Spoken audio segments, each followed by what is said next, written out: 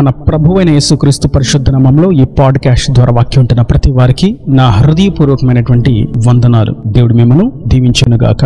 యెషయా గ్రంథం 30వ అధ్యాయము 18వ వచనం. కావున మీ యందు దయచూపవలనని యెహోవా ఆలస్యము చేయుచున్నాడు, మిమ్మును కరుణింపవలనని ఆయన నిలవబడి ఉన్నాడు. యెహోవా న్యాయము తీర్చు దేవుడు, ఆయన నిమిత్తము కనిపెట్టుకుని వారందరూ ధన్యులు. చదివినటువంటి వాక్య భాగంలో మనకు శ్రేష్టమైనటువంటి విషయాన్ని గమనిస్తాం. మన యందు దయచూపాలని, మనలను కరుణించాలని యెహోవా నిలవబడి ఉన్నాడు అనేటువంటి మాటను. ఆయన నిలవబడి ఉండుట కంటే వెంటనే మన కొరకు కార్యము చేస్తే ఎంతో బాగుంటుంది కదా. కానీ ప్రభు అక్కడ నిలబడి ఉన్నాడు. ప్రభు ఆలస్యం చేస్తూ ఉన్నారు.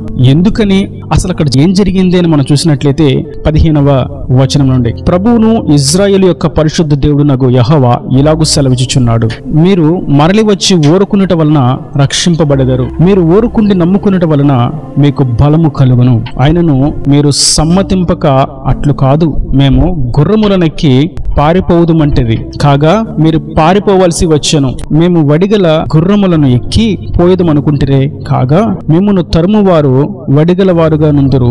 మీరు పర్వతము మీద నుండి కొయ్యవలెను, కొండ మీద నుండి జెండావలెను అగుదురు. ఒకని గద్దింపునకు మీలో 1000 మంది పారిపోయేదరు, 5 గద్దింపునకు మీరు పారిపోయేదరు. చదివినటువంటి వాక్య భాగంలో ప్రభువు కరుణించాలని, దయ చూపించాలని ఆయన ఎదురు చూస్తూ నిలబడి ఉన్నాడు. కారణం ఏమై ఉన్నదని చూసినట్లయితే, శత్రువులు మన మీద జయాన్ని చూస్తూ ఉన్నారు. శత్రువులు మనలను ఓడిస్తున్నారు. వారిలో ఉన్నటువంటి ఒకని గద్దింపుకు మనలో 1000 మంది పారిపోతూ ఉన్నారు. వారిలో ఉన్నటువంటి 5 గద్దింపునకు మనమందరం కూడా బెదిరిపోతున్నాము, భయపడుతూ ఉన్నాము. ఎందుకని ఆలోచించినట్లయితే దానికి కూడా కారణం చక్కగా వ్రాయబడి ఉన్నది. ప్రభువు చెప్తున్నారు, మీరు నా యందు నమ్మిక ఉంచండి, మీరు నా యొద్దకు రండి, మరలి రండి. ఒకసారి తప్పిపోయారు, ఒకసారి మాట వినలేదు, ఎప్పుడైనా సరే నా యొద్దకు రండి, నా మీద మీరు విశ్వాసం ఉంచండి, నన్ను మీరు నమ్ముకోండి అని ప్రభు సెలవిస్తూ ఉంటే, మనం ఆయనను నమ్ముకొనక, ఆయన యందు విశ్వాసం ఉంచక, ఆయన యొద్దకు చేరక, మేము నిన్ను ఆశ్రయించము, మేము మందిరానికి రాలేము, మేము ప్రార్థన చేయలేము, మేము ఆరాధన చేయలేము, మేము ప్రార్థన చేయించుకోలేము, మేము వాక్యం వినలేము, ఇవన్నీ మాకు కష్టముగా ఉన్నాయని సొంత గుర్రములనెక్కి, అంటే సొంత ఆలోచనలతో, సొంత తలంపులతో, స్నేహితుల ఆలోచనలతోనూ, మనకి నచ్చిన వారి మెచ్చిన వారి యొక్క ఆలోచనలతోనూ మేము సాగిపోతామని బయలుదేరుటను బట్టి శత్రులు సులువుగా మనలను ఓడిస్తున్నారు. నేటి వాక్యం వింటున్నటువంటి నా ప్రియ సహోదరులారా, ఎన్నో రకాలైనటువంటి పనుల్లో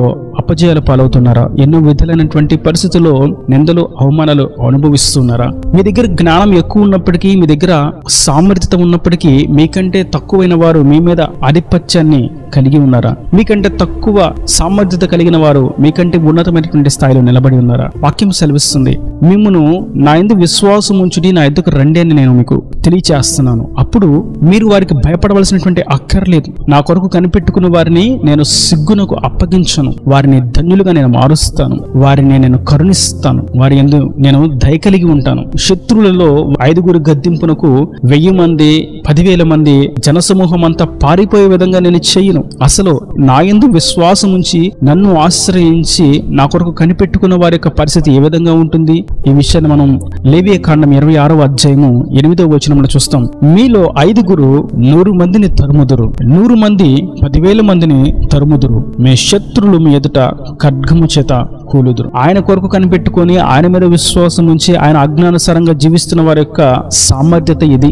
ఒక్కరు గద్దింపునకు 1000 మంది పారిపోనట్లుగా ఆయన చేస్తాడు. 5 గద్దింపునకు 100 మంది పారిపోనట్లుగా, 100 మంది గద్దింపునకు 10,000 మంది పారిపోనట్లుగా ప్రభు చేస్తారు. ఇంకా మనం చూస్తాం యెహోషువ గ్రంథంలో, మీలో ఒక్కని గద్దింపునకు, ఒక్కని యొక్క సామర్థ్యతను బట్టి 1000 మంది తరమపడతారు అని. ఇదంతా కూడా ఆయన యందు విశ్వాసం ఉంచిన వారి, ఆయన కొరకు కనిపెట్టుకున్న వారి, ఆయన ఆజ్ఞానుసారంగా జీవిస్తున్న వారి యొక్క సామర్థ్యత. అయితే ఇక్కడ సొంత ఆలోచనలతోనూ, సొంత జ్ఞానముతోనూ స్వచిత్తాన్ని నెరవేర్చుకోవడానికి అడుగు వేయటను బట్టి ఇదంతా కూడా పూర్తిగా భిన్నముగా మార్చబడిపోయింది. శత్రువులో ఒక్కడు భయపెడితే ఆయన పేరు పెట్టబడినటువంటి జనాంగం 1000 మంది బెదిరిపోతూ పారిపోతూ ఉన్నారు. కారణం ఆయనను ఆశ్రయించకపోవట చేత, ఆయన విశ్వాసం ఉంచకపోవట చేత, ఆయన ఆజ్ఞానుసారంగా జీవించకపోవట చేత ఆయన మన మీద కోపడట్లేదు. ఆయన మన మీద ఉగ్రుడుగా నిలిచి ఉండలేదు. ఆయన దయతోనే కరుణతోనే ఇప్పటికీ నిలిచి ఎదురు చూస్తూ ఉన్నాడు.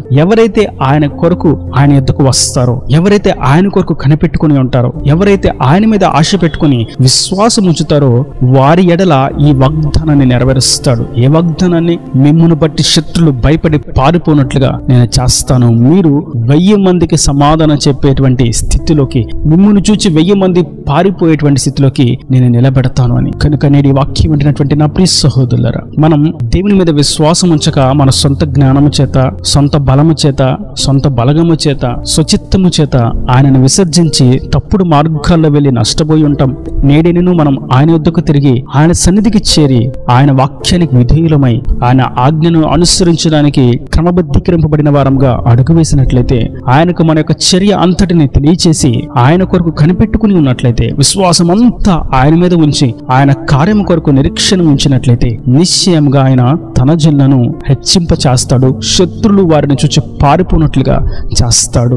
ఒకరిని బట్టి, ఒకరి యొక్క ప్రార్థనను బట్టి 10,000 దురాత్మ సమూహం పారిపోనట్లుగా ప్రభు చేస్తున్నారు. కనుక మనం ఆయన మీద విశ్వాసం ఉంచి ఆయన కొరకు కనిపెట్టుకున్నట్లయితే, మనల్ని ఇప్పటి వరకు తరుముతున్నా, ఇప్పటి వరకు ఇబ్బంది పెడుతున్నా, ఇప్పటి వరకు భయాందోళనకు గురి చేసినటువంటి లోకతంత్రాలను, అపవాది క్రియలను, చీకటి క్రియలను జయించే పారద్రోలేటువంటి శక్తి చేత సామర్థ్యతనిచ్చి ప్రభు నడిపిస్తాడు. కేవలం మనము చేయవలసిందల్లా ఒక్కటే, ఆయన మాటకు విధేయులమై ఆయన సన్నిధికి చేరి ఆయన ఎదుట మోకాళ్ళుని ప్రార్థన చేస్తూ ఆయనను స్తుతిస్తూ ఆయన ఆజ్ఞలను అనుసరించి జీవిస్తూ ఉన్నట్లయితే మన శత్రులు మనలను చూచి పారిపోనట్లుగానే చేస్తాడు. అదే ఒకవేళ ఆయన మాటకు వినకుండా, మాకు జ్ఞానం ఉన్నది, మాకు ధనం ఉన్నది, మాకు తెలిసిన వారు అనేకులు ఉన్నారు, మా మాట విని పనిచేయవారు చాలా మంది ఉన్నారు, మా సంఘం చాలా పెద్దది, మా మందిరంలో చాలా వసతులు ఉన్నవి, మాకున్నటువంటి వాక్య జ్ఞానం చాలా గొప్పది, మేము ఎన్నో విషయాలు తెలుసుకుని ఉన్నాం,